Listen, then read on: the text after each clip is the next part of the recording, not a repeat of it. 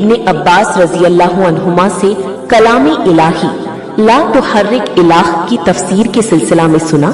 کہ رسول اللہ صلی اللہ علیہ وسلم نزول قرآن کے وقت بہت سختی محسوس فرمایا کرتی تھی، اور اس کی علامتوں میں سے ایک یہ تھی کہ یاد کرنے کے لیے آپ اپنے ہونٹوں کو ہلاتی تھی۔ ابن عباس رضی اللہ عنہما نے کہا، میں اپنے ہونٹ ہلاتا ہوں جس طرح آپ ہلاتی تھی۔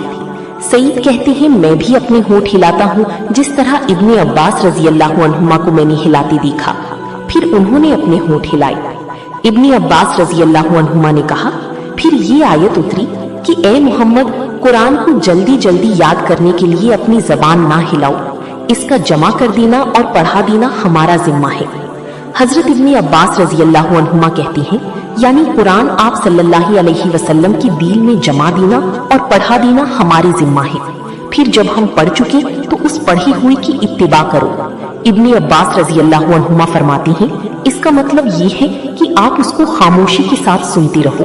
اس کے بعد مطلب سمجھا دینا ہمارے ذمہ ہے،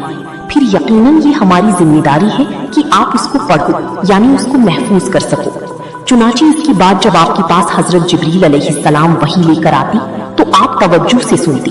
جب وہ چلی جاتی تو رسول اللہ صلی اللہ علیہ وسلم اس وحی کو اسی طرح پڑھتی جس طرح حضرت جبریل علیہ السلام نے اسے پڑھا تھا۔ صحیح البخاری حدیث